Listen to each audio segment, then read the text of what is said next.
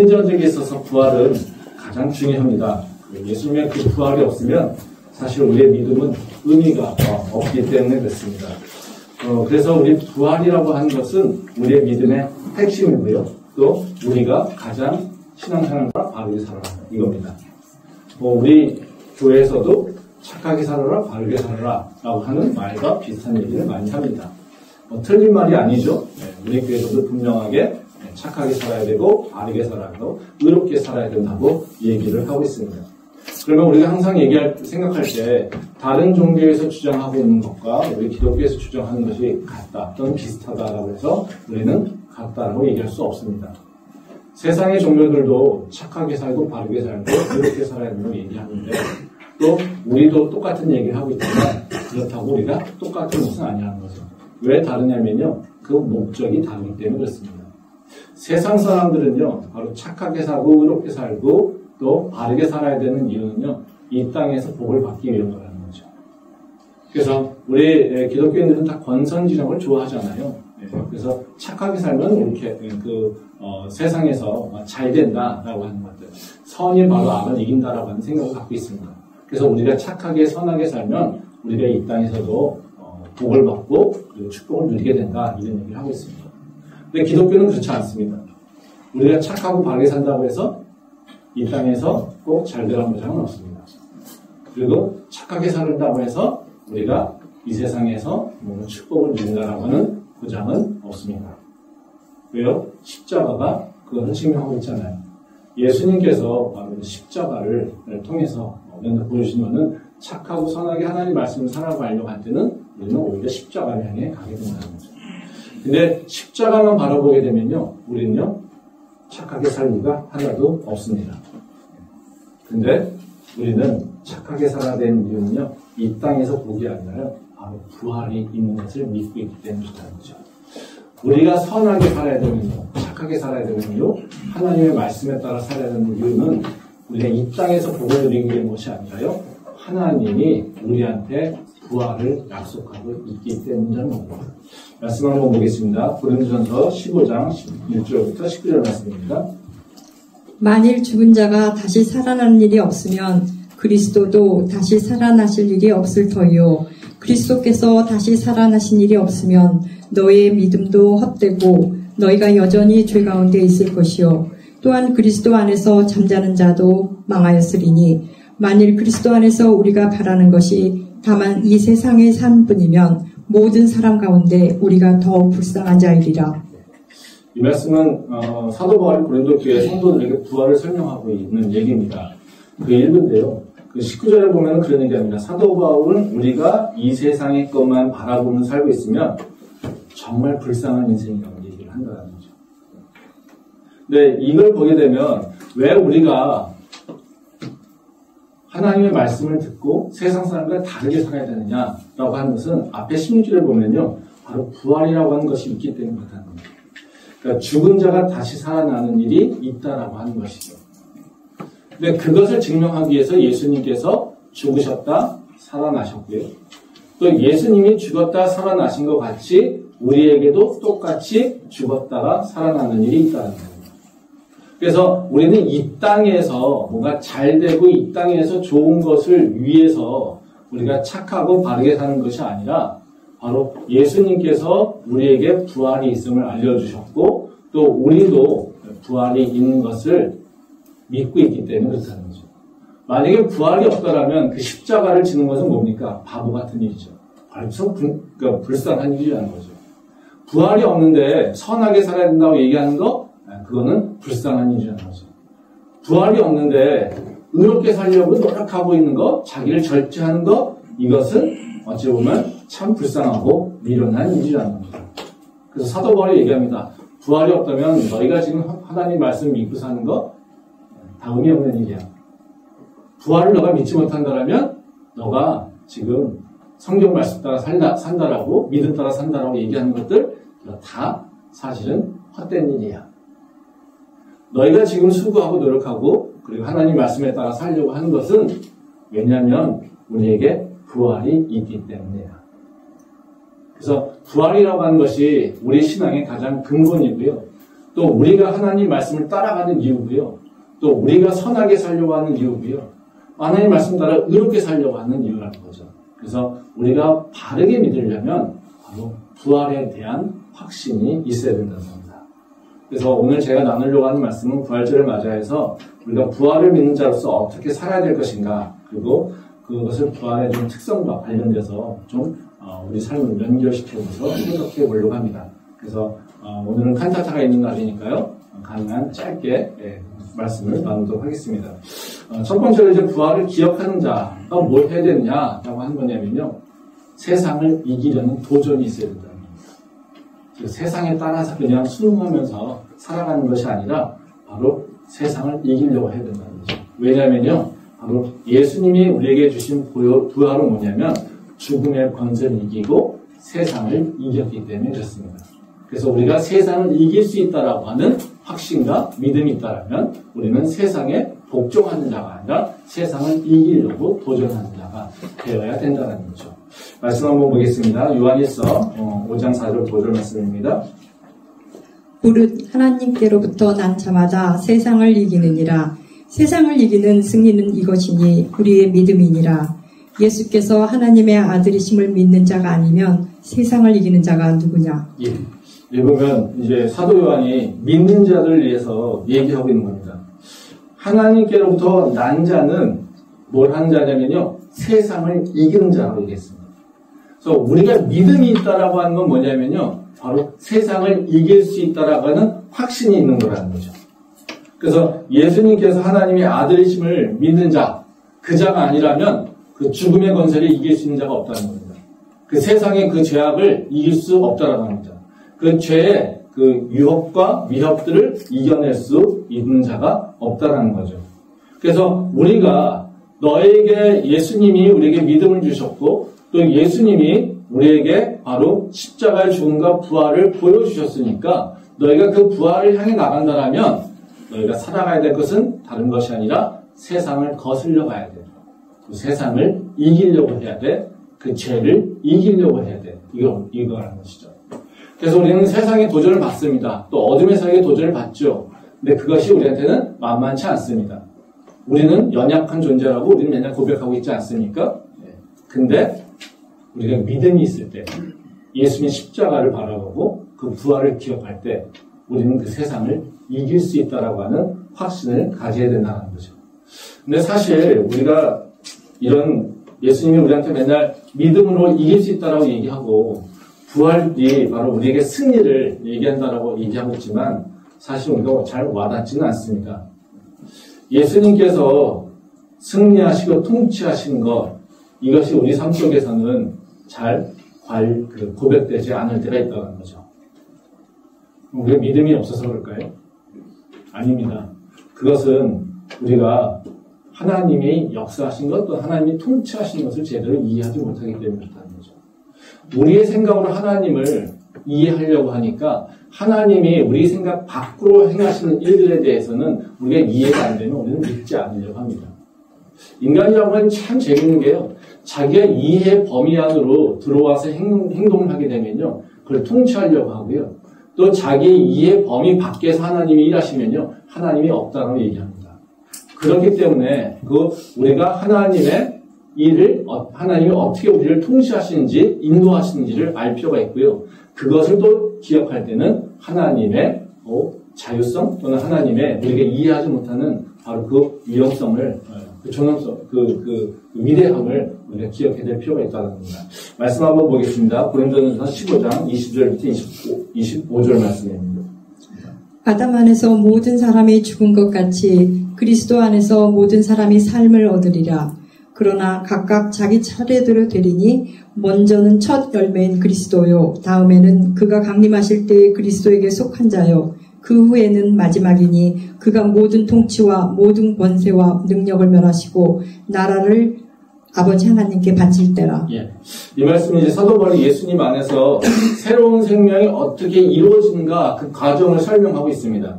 그 22절에 보면은 어떻게 얘기하냐면요. 그리스도 안에서 모든 사람이 새로운 삶을 얻는다 이렇게 얘기하고 하고 있다는 거죠. 즉 우리가 죽게 된 이유는 아담이 죄를 짓게 되면서 우리에게 죄가 들어오면서 우리는 죄로 인해서 죽게 되는 그런 운명으로 나왔죠.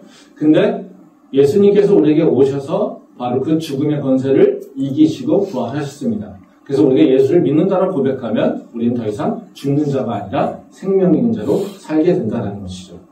근데 이것이 일어나는 과정을 보게 되면요, 바로 우리가 생각한 대로 우리의 시간의 표대로 이루어지는 것이 아니라 하나님의 시간표대로 이루어진다는 겁니다.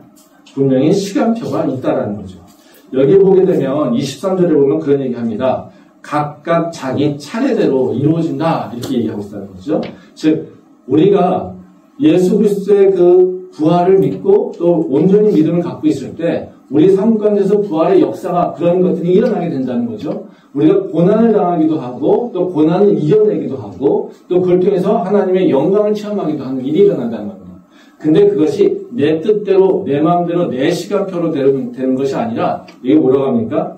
자기 차례에 따라서 하나님께서 우리를 향하신 다 분명히 계획이 있으시고요. 그 시간이 있으시다는 겁니다. 그래서 그 시간들에 따라서 모든 것들이 이루어진다는 거죠. 사실 우리가 하나님의 살아계시고 또 나를 지금 인도하신다라고 하는 그 의심이 들 때가 있죠. 언제입니까? 내가 열심히 수고해서 뭔가 하나님 앞에 뭔가 칭찬받을 만한 일이 있다고 생각됩니다. 그러면 나는 하나님이 나한테 뭔가 새로운 일들을 행하실 것이라고 기대하게 된다는 거예요. 근데 그 기대대로 하나님의 새 일이 내 삶 가운데서 일어나지 않을 때 우리는 어떡합니까? 하나님이 계신가? 아, 정말로 예수님의 십자가가 사실일까? 아, 그 부활이 사실일까? 이런 의심이 있다는 거죠. 왜? 나는 지금 하나님하고 뭔가 시간표가 맞지 않기 때문에 그렇다는 거예요. 그래서 우리가 시간표가 맞지 않을 때 우리는 하나님의 역사하심을 우리가 약속을 믿지 못하게 된다는 거죠. 그래서 우리가 자꾸 믿음이 연약해진다는 겁니다. 근데 부활은요, 예수님께서 이미 보여주셨잖아요. 그렇죠? 그리고 우리에게도 그 부활이 있다고 얘기하는 거 아닙니까? 그리고 그 부활의 시간은 예수님께서 결정하신다는 겁니다. 그러게 우리는 그 믿음을 가지고 그 부활을 향해 나가는 게 우리가 해야 될 삶인 거고요. 우리가 그 부활을 믿고 한 걸음 한 걸음 나갈 때 우리에게는 하나님의 새로운 역사가 있고 그리고 세상을 이기는 능력이 생긴다는 겁니다. 그래서 우리는 부활을 믿고 있다면요, 내 삶에서 지금 앞에 무슨 일이 일어났냐 이것에 관심 두는 것이 아니라 어떻게 해요? 저 하나님의 때에 이루어질 그 부활을 바라보면서 오늘도 한 걸음 한 걸음 세상을 거슬러서 하나님의 말씀을 따라 살려고 도전해 가는 것. 이것이 바로 우리가 해야 될 일이라는 것이죠. 그래서 이 부활절을 맞이해서 우리가 세상에 순응하는 자, 세상에 종된 자가 아니라 예수 그리스도의 부활을 믿고 세상을 이기는 자로 거듭날 수 있기를 소망합니다. 두 번째로 부활을 믿는 자는 어떤 사람이냐면요, 사랑의 중요성을 알고 있는다는 거죠. 그러니까 사랑이라고 하는 것이 그 마음 속에, 그 생각 속에, 그 삶 속에 존재하여서 그 사랑이 그 삶에 영향을 줘야 된다는 겁니다. 왜냐하면요, 이 십자가와 부활이라고 하는 그 가운데 들어가 있는 것은 다른 것이 아니라 사랑이기 때문에 그렇습니다. 말씀 보겠습니다. 요한일서 4장 9절부터 10절 말씀입니다. 하나님의 사랑이 우리에게 이렇게 나타난 바 되었으니 하나님이 자기의 독생자를 세상에 보내심은 그로 말미암아 우리를 살리려 하심이라. 사랑은 여기 있으니 우리가 하나님을 사랑한 것이 아니요 하나님이 우리를 사랑하사 우리 죄를 속하기 위하여 화목제물로 그 아들을 보내셨습니다. 이 말씀은 이제 예수님의 그 십자가와 부활이 왜 우리에게 이루어졌는지 그 이유를 잘 설명해주고 있습니다. 자, 이 말씀에 보면 즉 하나님의 행동과 그 행동은 이유에 대해서 설명하고 있다는 거죠. 구절에 보면 우리가 잘 알고 있는 내용이죠. 네, 뭐라고 합니까? 하나님의 사랑이 우리에게 나타났다고 하는데 하나님의 자기 아들 독생자 예수를 또 보내줬다는 겁니다. 즉 하나님께서 우리에게 예수를 보내주신 것, 그 시작이 뭐냐면요, 바로 사랑 때문에 그렇다는 거죠. 즉 사랑이 동인인 거고요, 원인인 거고요. 바로 예수님께서 이 땅에 오신 것은 바로 결과라는 겁니다. 그럼 예수님께서 오신 이유는 뭡니까? 하나님이 우리를 사랑하셔서 우리를 구원하시려고 오신 거라는 겁니다. 그래서 우리에게 십자가에 달려 우리를 위해서 십자가에 달려 죽으시고 우리를 위해서 부활하신 것, 이것은 다 뭐냐면요, 하나님이 우리를 사랑하신 것이기 때문에 그렇다는 겁니다. 그래서 사랑이라고 하는 것이 우리한테는 되게 어찌 보면요 되게 유들유들하고 부드럽고 감미롭고 한 것 같이 느껴지지만요, 오늘 말씀에서 보게 되면요, 사랑은 뭐냐면요, 세상을 이기는 힘의 원동력입니다. 우리가 모든 것에서 세상에서 지게 되는 이유는 사랑이 없기 때문에 지는 거고요. 바로 우리가 사랑이 없기 때문에 죄에 빠지게 되는 거고요. 우리가 사랑이 없기 때문에 우리가 어찌 보면 죄에 말려들어서 그들에게 속게 되는 것이라는 것이죠. 분명히 하나님께서 바로 우리에게 보여주신 그 십자가, 그리고 그 부활, 그 사건이 일어나는 것은 바로 우리를 향하신 하나님의 사랑이기 때문에 그렇습니다. 그래서 부활은 어찌 보면요, 바로 사랑의 승리를 얘기하고 있다는 것입니다. 그래서 우리가 예수님의 그 십자가의 사건과 그 부활을 보면서 기억해야 되는 것은 다른 것이 아니라 우리를 향하신 하나님의 사랑입니다. 그래서 하나님이 나를 사랑한다는 것을 기억하고요, 그것에 대해서 반응해야 된다는 것이죠. 그것이 우리가 부활의 신앙을 갖고 있는 사람의 삶의 태도라는 겁니다. 말씀 한번 보겠습니다. 베드로전서 4장 7절과 8절 말씀입니다. 만물의 마지막이 가까이 왔으니 그러므로 너희는 정신을 차리고 근신하여 기도하라. 무엇보다도 뜨겁게 서로 사랑할지니 사랑은 허다한 죄를 덮느니라. 이 말씀은 이제 사도 베드로가 하나님의 사랑과 은혜를 받은 자들이 어떻게 살아야 될지에 대해서 설명하고 있어요. 베드로는 뭐라고 합니까? 마지막에 그 앞에 7절을 보면 만물의 마지막이 가까웠다. 이건 어때요? 우리 모두가 다 있는 것이죠. 세상의 마지막일 뿐만 아니라 우리는 계속 어때요? 마지막을 향해 가고 있지 않습니까? 근데 그 마지막을 인식하는 자, 우리한테 언젠가는 끝이 있다라고 하는 것, 이 땅의 삶이 끝이 있다라고 하는 것을 아는 자는 뭐라고 하냐면요, 깨어서 기도하라고 합니다. 근데 다시 말해 우리는 뭐예요? 이 종교활동이죠. 말씀을 묵상하고 그리고 기도하며 주님을 향해 나간다는 것. 근데 말씀과 기도가 열심히 있고 또 그것이 항상 삶에서 이루어지는 자가 해야 될 일은 그 밑에서 더 중요하다는 거예요. 8절에 보면 뭐라고 합니까? 구체적으로 행동이 나오지 않습니까? 무엇보다도 뜨겁게 서로 사랑할지니 사랑은 허다한 죄를 덮는다. 예수님께서 우리에게 오셔서 십자가에 달려 죽으시고 우리를 살리신 이유는 우리의 죄가 없기 때문이 아니라 하나님의 사랑이 우리의 모든 죄를 덮었기 때문에 그렇습니다. 하나님의 사랑이 우리의 죄보다 훨씬 더 컸기 때문에 우리가 그 은혜를 누릴 수 있게 된다는 거죠. 그렇다면 사랑이 우리를 살렸기 때문에 우리는 어떻게 해요? 그 사랑을 본받아서 사랑하며 살아가는 것이 우리한테 가장 중요하다는 것입니다. 이 대학의 일정상 이 부활절 주간은 대부분 시험 기간입니다. 시험 기간이면 요새 대학에서 이제 일어나는 풍경 중에 하나가 뭐냐면요, 학생회에서 학생들한테 간식을 나눠줍니다. 저는 개인적으로 그 일을 되게 싫어합니다. 그러니까 학생회에서 학생들한테 빵 나눠주는 거, 이걸 되게 잘못된 정책이라고 얘기합니다. 그래서 제가 수업 시간에도 그 정책이라는 것에 대한 얘기를 할 때마다 그걸 되게 사례로 들어서 비판을 많이 합니다.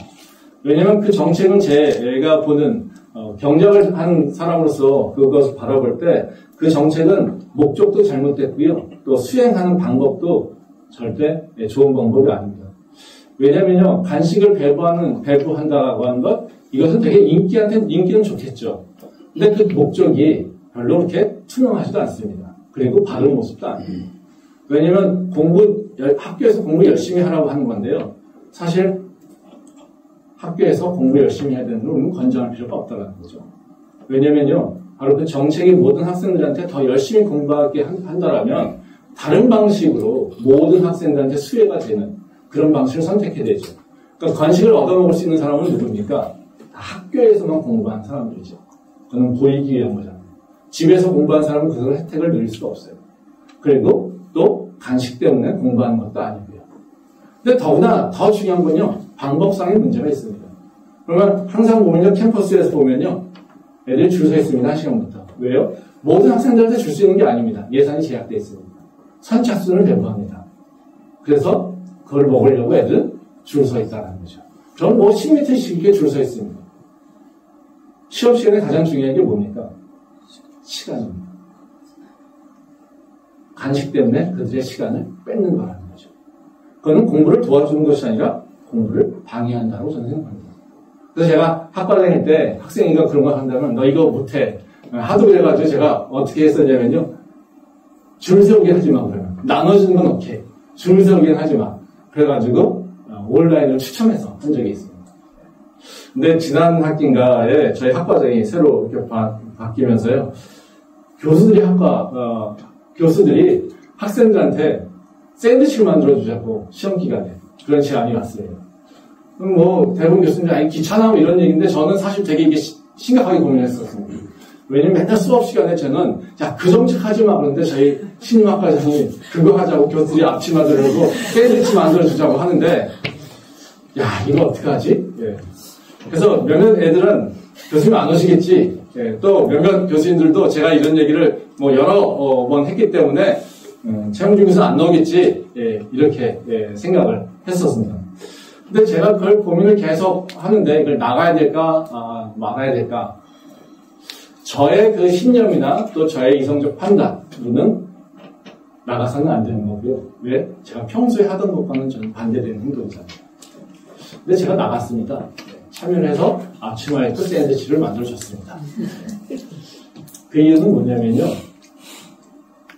배부하거나 그 정책의 방향성은 저는 동의하지 않는데 그 제안한 목적이 그들의 공부를 도와주는 것이 아니라 우리 학생들에게 우리가 너희를 지지한다라고 하는 그 사랑의 표현을 하자는 게 학과장의 의도였습니다.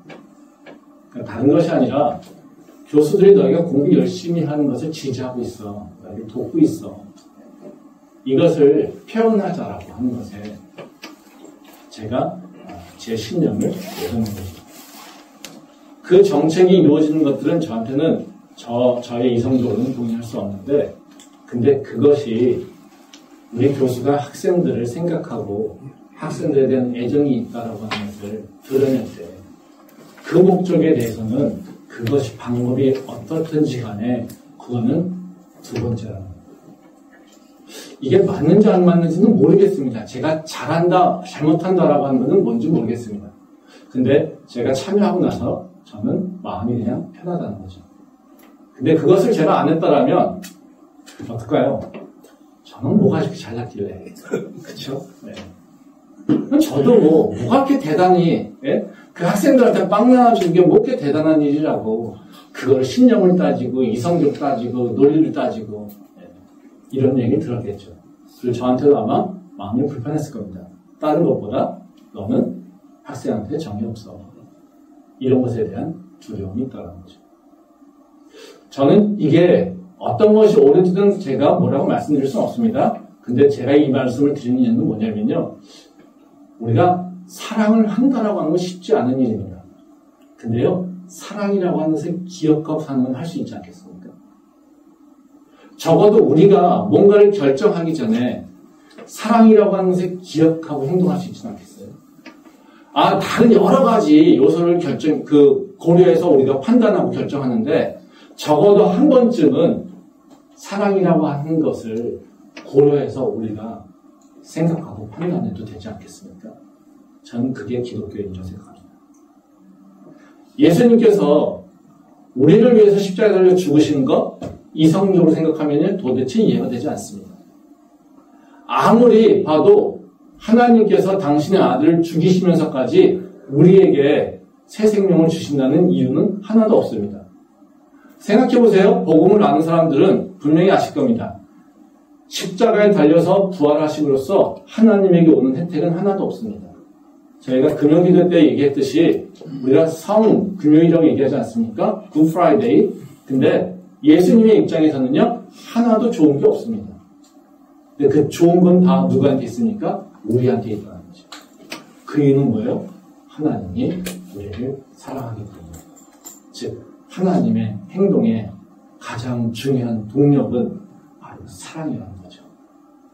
우리가 믿는 자라고 한다면 저는 사랑하자 또는 사랑해라, 사랑 안 하면 죄다까지 얘기할 그런 자격은 없다고 생각합니다. 근데요, 적어도 사랑을 생각할 수는 있지 않습니까? 사랑을 고려해서 결정할 수 있지는 않습니까?